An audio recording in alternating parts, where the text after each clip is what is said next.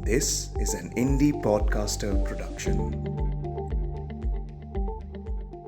अरे नहीं बेटे, 25 चौका 100 नहीं, 25 चौका 150। सुदीप ने चौंक कर पिताजी की ओर देखा। नहीं पिताजी, 25 चौका 100, ये देखो गणित की किताब में लिखा है। बेटे, मुझे किताब क्या दिखावे है, मैं तो हरफ बिना पिचाणू, मेरे लेखे तो काला अक्षर भैंस बराबर है। फिर भी इतना तो जरूर जानू कि 25 चौका 150 होवे है। आप सुन रहे हैं कहानी जानी अनजानी पीयूष अग्रवाल के साथ। चलिए आज की कहानी का सफर शुरू करते हैं।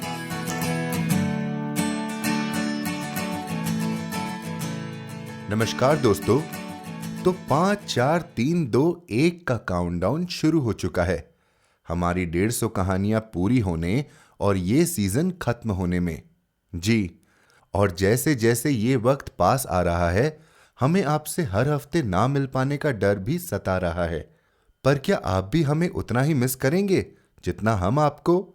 हमें जरूर लिखकर बताएं hello@piyushagarwal.com पर, या जहां कहीं भी आप हमें सुन रहे हैं। इंस्टाग्राम पर प्रेरक आर्या ने मैसेज भेजा है कि वो स्पॉटिफाई और अमेजॉन म्यूजिक पर हमारा पॉडकास्ट सुनते हैं और बहुत पसंद करते हैं। शुक्रिया प्रेरक, आपके पैगाम और सम्मान का। चलिए बढ़ते हैं आज की खूबसूरत कहानी की ओर, और इसे खूबसूरत बनाती है इसकी सरलता और इसमें छुपी गहराई। हमारी आज की कहानी है ओम प्रकाश वाल्मीकि जी की लिखी 25 चौका 150। ओम प्रकाश वाल्मीकि वर्तमान दलित साहित्य के प्रतिनिधि रचनाकारों में से एक हैं। हिंदी में दलित साहित्य के विकास में ओम प्रकाश वाल्मीकि की महत्वपूर्ण भूमिका रही है। ओम प्रकाश वाल्मीकि जी ने 80 के दशक से लिखना शुरू किया, लेकिन साहित्य के क्षेत्र में वे चर्चित और स्थापित हुए 1997 में प्रकाशित अपनी आत्मकथा जूठन से। इनके बारे में और जानकारी के लिए हमारी वेबसाइट piyushagarwal.com पर जाएं। क्या सच में 25 चौका 150 होते हैं? चलिए जानते हैं ऐसा कैसे हुआ आज की कहानी में। 25 चौका 150, ओम प्रकाश वाल्मीकि। पहली तनख्वाह के रुपए हाथ में थामे सुदीप अभावों के गहरे अंधकार में रोशनी की उम्मीद से भर गया था। एक ऐसी खुशी उसके जिस्म में दिखाई पड़ रही थी जिसे पाने के लिए उसने असंख्य कटीले झाड़ झकाड़ों के बीच अपनी राह बनाई थी। हथेली में भीचे रुपयों की गर्मी उसके रग रग में उतर गई थी। पहली बार उसने इतने रुपए एक साथ देखे थे। वह वर्तमान में जीना चाहता था, लेकिन भूतकाल उसका पीछा नहीं छोड़ रहा था। हर पल उसके भीतर वर्तमान और भूत की रस्साकसी चलती रहती थी। अभावों ने कदम कदम पर उसे छला था, फिर भी उसने स्वयं को किसी तरह बचा कर रखा था। इसलिए यह मामूली नौकरी भी उसके लिए बड़ी अहमियत रखती थी। नई नई नौकरी में छुट्टियां मिलना कठिन होता है। उसे भी आसानी से छुट्टी नहीं मिली थी। उसने रविवार की छुट्टियों में अतिरिक्त काम किया था, जिसके बदले उसे 2 दिन का अवकाश मिल गया था। वह पहली तनख्वाह मिलने की खुशी अपने माँ बाप के साथ बांटना चाहता था।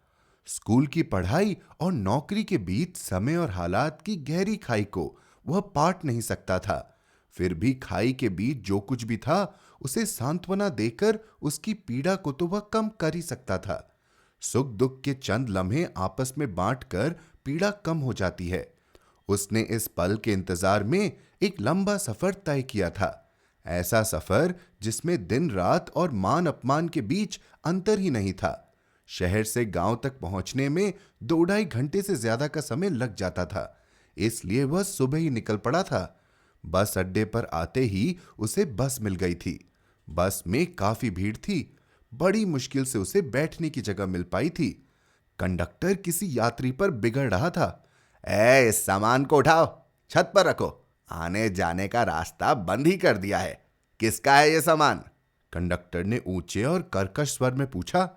एक दुबला पतला सा ग्रामीण धीरे स्वर में बोला, जी मेरा है। कंडक्टर ने ग्रामीण के वजूद को तौलते हुए आवाज सख्त करके लगभग दहाड़ते हुए कहा, तेरा है तो इसे अपने पास रख, यहां रास्ते में अड़ा दिया है, उठा इसे। ग्रामीण ने गिड़गिड़ाकर अजीब सी आवाज में कहा, साहब नजदीक ही उतरना है।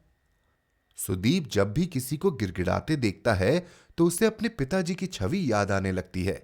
ऐसे में उसका पोर पोर चटकने लगता है, जैसे कोई धीरे धीरे उसके जिस्म पर आरी चला रहा हो। उसने कंडक्टर की ओर देखा। कंडक्टर का तोंदियल शरीर कपड़े फाड़ कर बाहर आने को छटपटा रहा था। बनाले सुअर की तरह उसके चेहरे पर पान से रंगे दांत उसकी भव्यता में इजाफा कर रहे थे। सुदीप को लगा जंगली सुअर बस की भीड़ में घुस आया है। उसने सहम कर सहयात्री की ओर देखा, जो निरपेक्ष भाव से अपने ख्यालों में गुम था। सुदीप ने ग्रामीण पर नजर डाली, जो अभी तक दयनीयता से उभर नहीं पाया था। उसके भीतर पिताजी की छवि आकार लेने लगी। वह दिन स्मृति में दस्तक देने लगा जब पिताजी उसे लेकर स्कूल में दाखिल कराने ले गए थे। उनकी बस्ती के बच्चे स्कूल नहीं जाते थे।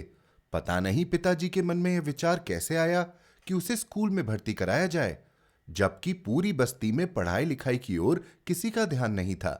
पिताजी लंबे लंबे डग भरकर चल रहे थे। उसे उनके साथ चलने में दौड़ना पड़ता था। उसने मैली सी एक बदरंग कमीज और पट्टेदार निक्करनुमा कच्छा पहन रखा था, जिसे थोड़ी थोड़ी देर बाद ऊपर खींचना पड़ता था। स्कूल के बरामदे में पहुंचकर पिताजी पल भर के लिए ठिठके, फिर धीरे धीरे चलकर इस कमरे से उस कमरे में झांकने लगे। हर एक कमरे में अंधेरा था, जिसमें बच्चे पढ़ रहे थे। मास्टर कुर्सियों पर उकड़ू बैठे बीड़ी पी रहे थे या ऊँघ रहे थे। पिताजी फूल सिंह मास्टर को ढूंढ रहे थे। 2-3 कमरों में झांकने के बाद एक छोटे से कमरे की ओर मुड़े। फूल सिंह मास्टर अकेले बैठे बीड़ी पी रहे थे। उन्हें दरवाजे पर देखकर फूल सिंह मास्टर खुद ही बाहर आ गए थे। पिताजी ने मास्टर जी को देखते ही दयनीय स्वर में गिड़गिड़ा कर कहा, मास्टर जी, इस जातक बच्चे को अपनी शरण में ले लो। 2 अक्षर पढ़ लेगा तो थारी दयाते यो भी आदमी बन जागा, मारी जिंदगी भी कुछ सुधर जागी। सुदीप पिताजी की उस मुद्रा को भूल नहीं पाया। वे हाथ जोड़कर झुके खड़े थे। फूल सिंह मास्टर ने बीड़ी का टोटा अंगूठे के इशारे से दूर उछाला और पिताजी को लेकर हेडमास्टर के कमरे में चले गए। सुदीप का दाखिला हो गया था। पिताजी खुश थे। उनकी खुशी में भी वही गिड़गिड़ाहट झलक रही थी। वे झुक झुक कर मास्टर फूल सिंह को सलाम कर रहे थे। बस हिचकोले खा खाकर रेंग रही थी। आसपास के यात्रियों ने बीड़ी सिगरेट का धुआं ऐसे उगलना शुरू कर दिया था जैसे सभी अपनी अपनी दुख चिंताओं को धुएं के बादलों में विलीन कर देंगे। उसने अपने पास की खिड़की का शीशा सरकाया। ताजा हवा की हल्की हल्की सरसराहट भीतर घुस आई। उसकी स्मृति में स्कूल के दिन एक के बाद एक लौट कर आने लगे। दूसरी कक्षा तक आते जाते वह अच्छे विद्यार्थियों में गिना जाने लगा था। तमाम सामाजिक दबावों और भेदभावों के बावजूद वह पूरी लगन से स्कूल जाता रहा। सभी विषयों में वह ठीक ठाक था। गणित में उसका मन कुछ ज्यादा ही लगता था। मास्टर शिव नारायण मिश्रा ने 4th कक्षा के बच्चों से 15 तक के पहाड़े याद करने के लिए कहा था, लेकिन सुदीप को 24 तक पहाड़े पहले से ही अच्छी तरह याद थे।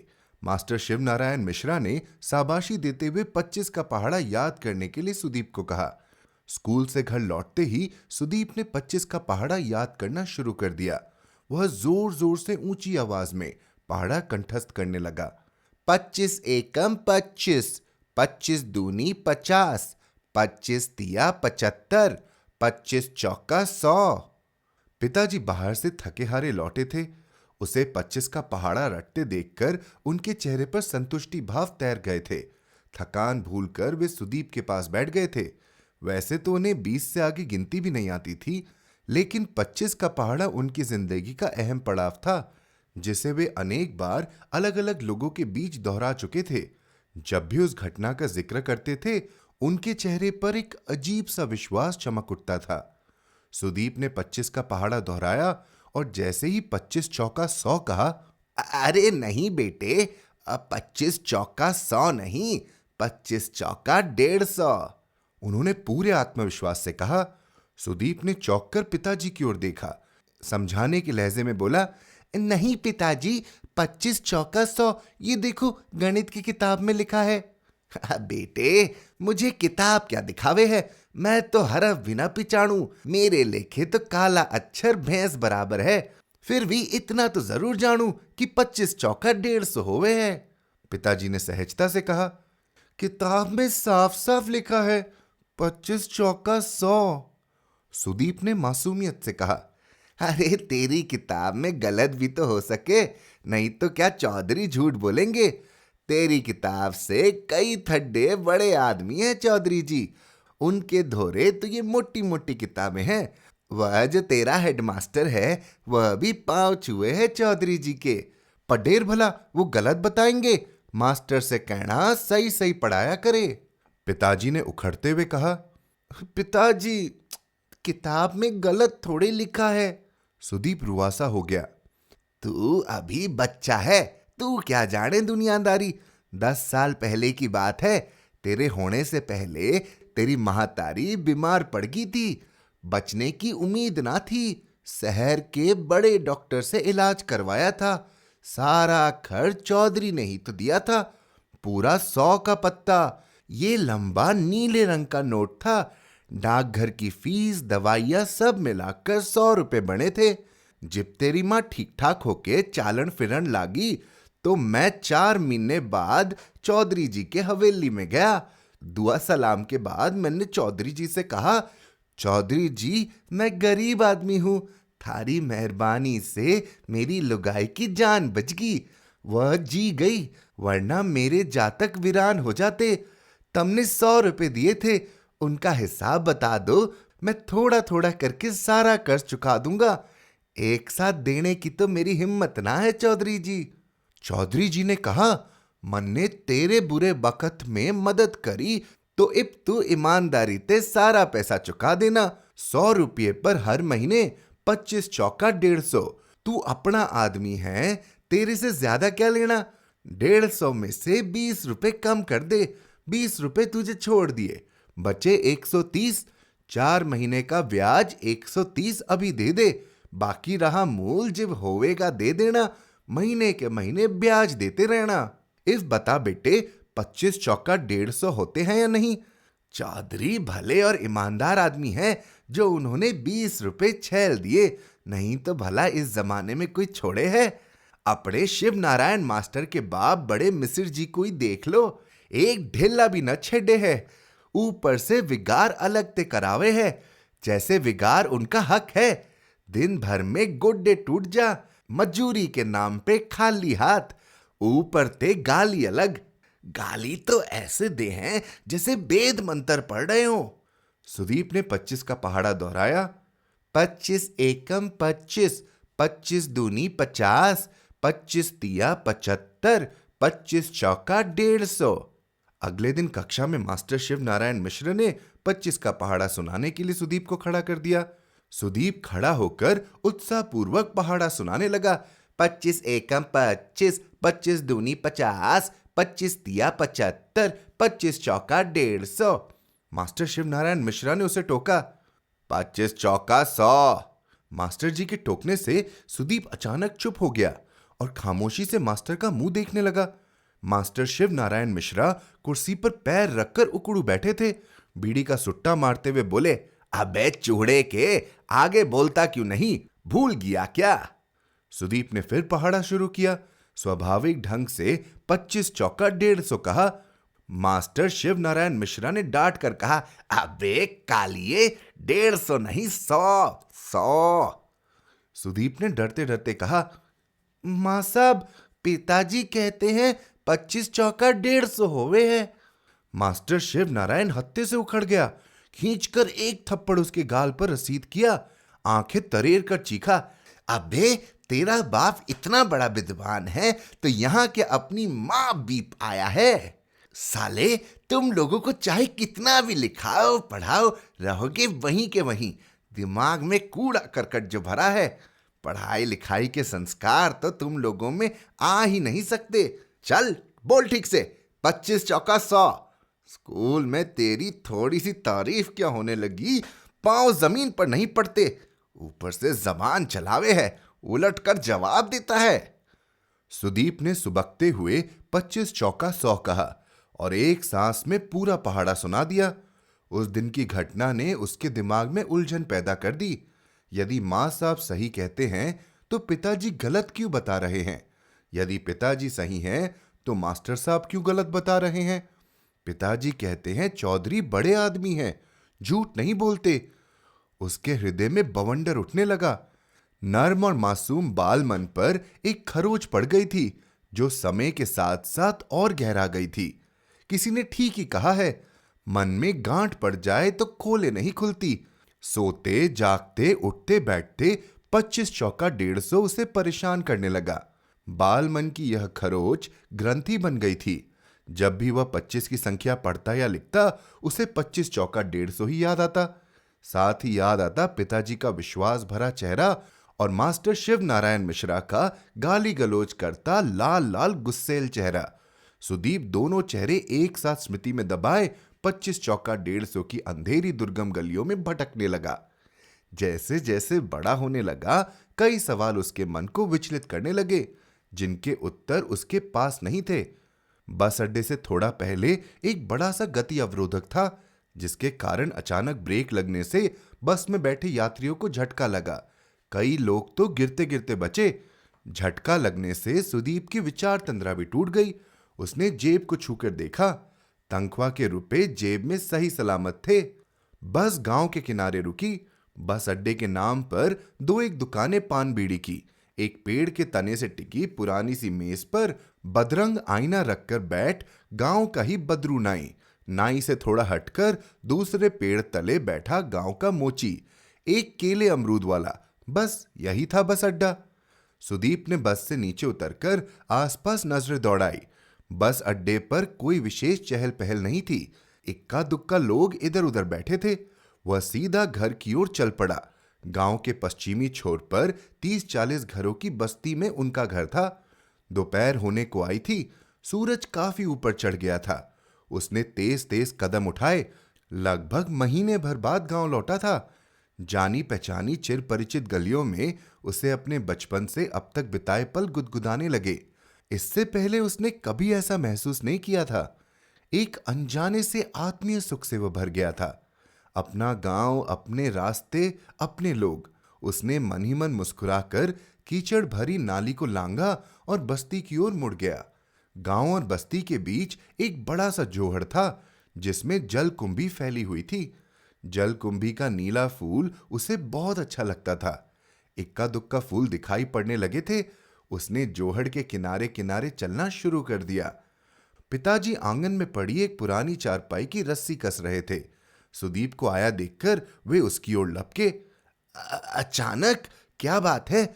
लगता है शहर में जी नहीं लगता। अरे नहीं, ऐसी बात नहीं है, बस ऐसे ही चलाया, सुदीप ने सहजता से कहा। जेब से निकालकर तनख्वाह के रुपए उनके हाथ में रखकर पांव छुए। पिताजी गदगद हो गए। दोनों हाथों से रुपए थाम कर माथे से लगाया, जैसे देवता का प्रसाद ग्रहण कर रहे हों। मन ही मन अस्फुट शब्दों में कुछ बुदबुदाए। फिर सुदीप की मां को पुकारा। अरे दीपे की मां, करके यहां तो आ, ले संभाल अपने लाडले की कमाई। मां आवाज सुनकर बाहर आई, आंचल पसार कर रुपए लिए और सुदीप को छाती से लगा लिया। वह क्षण ऐसा लग रहा था जैसे समूचा घर खुशी की बारिश से भीग रहा हो। सुदीप चुपचाप सभी के खिले चेहरे देख रहा था। सब खुश थे। ऊपरी तौर पर तो वह भी मुस्कुरा रहा था, लेकिन उसके भीतर एक खलबली मची थी। वह अशांत। उसने मां से कहा, यहां बैठो मां। हाथ बढ़ाकर आंचल से कुछ रुपए ले लिए। गंभीर स्वर में बोला, पिताजी, मुझे आपसे एक बात कहनी है। क्या बात है बेटे, कुछ चाहिए? पिताजी ने जिज्ञासावश पूछा। नहीं पिताजी, कुछ नहीं चाहिए, मैं आपको कुछ बताना चाहता हूं। पिताजी गुमसुम होकर उसकी ओर देखने लगे। कुछ देर पहले की खुशी पर धुंध पड़ने लगी थी। तरह तरह की आशंकाएं उन्हें झकझोरने लगी थी। वे अचानक बेचैनी महसूस करने लगे थे। सुदीप ने 25-25 रुपए की 4 ढेरियां लगाई। पिताजी से कहा, अब आप इन्हें गिनिए। पिताजी चुपचाप सुदीप की ओर देख रहे थे। उनकी समझ में कुछ नहीं आ रहा था। असहाय होकर बोले, अरे बेटे, मुझे तो 20 से आगे गिनना भी ना आता है, तू ही गिन के बता दे। सुदीप ने धीमे स्वर में कहा, पिताजी ये 4 जगह 25-25 रुपए हैं, अब इन्हें मिलाकर गिनते हैं। 4 जगह का मतलब है 25 चौका। कुछ क्षण रुककर सुदीप ने पिताजी की ओर देखा, फिर बोला, अब देखते हैं 25 चौका 100 होते हैं या 150। पिताजी अवाक होकर सुदीप का चेहरा देखने लगे। उनकी आंखों के आगे चौधरी का चेहरा घूम गया। 30-35 साल पुरानी घटना साकार हो उठी। यह घटना जिसे वे अब तक न जाने कितनी बार दोहराकर लोगों को सुना चुके थे, आज उसी घटना को नए रूप में लेकर बैठ गया था सुदीप रुपये गिन रहा था, बोल बोलकर 100 पर जाकर रुक गया। बोला, देखो 25 चौका 100 हुए, 150 नहीं। पिताजी ने उसके हाथ से रुपए ऐसे छीने जैसे सुदीप उन्हें मूर्ख बना रहा हो। वे रुपए गिनने का प्रयास करने लगे, लेकिन 20 पर जाकर अटक गए। सुदीप ने उनकी मदद की। 100 होने पर पिताजी की ओर देखा। उन्हें विश्वास ही नहीं हो रहा था। उन्होंने फिर 1 से गिनना शुरू कर दिया। 20 पर अटक गए। उलट पलट कर रुपयों को देख रहे थे जैसे उनमें कुछ कम है। सुदीप ने फिर गिनकर दिखाए। पिताजी को यकीन ही नहीं आ रहा था। सुदीप ने हर बार उनकी शंका का समाधान किया, हर प्रकार से। आखिर पिताजी को विश्वास हो गया। सुदीप ठीक कह रहा है, 25 चौका 100 ही होते हैं। झूठ सच सामने था। पिताजी के हृदय में जैसे अतीत चलने लगा था। उनका विश्वास, जिसे पिछले 30-35 सालों से वे अपने सीने से लगाए चौधरी के गुणगान करते नहीं अघाते थे, आज अचानक कांच की तरह चटक कर उनके रोम रोम में समा गया था। उनकी आंखों में एक अजीब सी वितृष्णा पनप रही थी, जिसे पराजय नहीं कहा जा सकता था, बल्कि विश्वास में छले जाने की गहन पीड़ा ही कहा जाएगा। उन्होंने अपनी मैली चिकट धोती के कोने से आंख की कोर में जमा कीचड़ पोंछा और एक लंबी सांस ली। रुपये सुदीप ने लौटा दिए। उनके चेहरे पर पीड़ा का खंडहर उगाया था, जिसकी दीवारों से ईंट, पत्थर, सीमेंट भुरभुरा कर गिरने लगे थे। उनके अंतस में एक टीस उठी, जैसे कह रहे हो, कीड़े पड़ेंगे चौधरी, कोई पानी देने वाला नहीं बचेगा।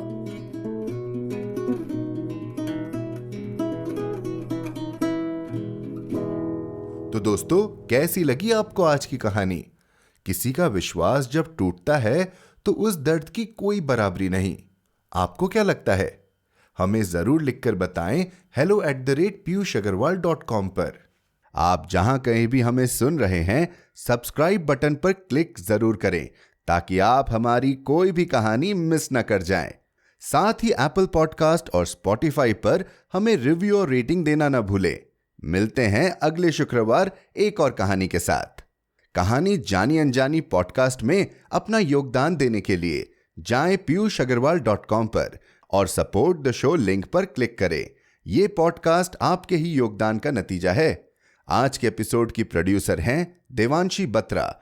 आप सुन रहे थे कहानी जानी अनजानी पीयूष अग्रवाल के साथ, जो कि इंडी पॉडकास्टर की एक पेशकश है। तो हम आपसे मिलते रहेंगे हर शुक्रवार। तब तक के लिए अपना ध्यान रखिए, स्वस्थ रहिए और मुस्कुराते रहिए।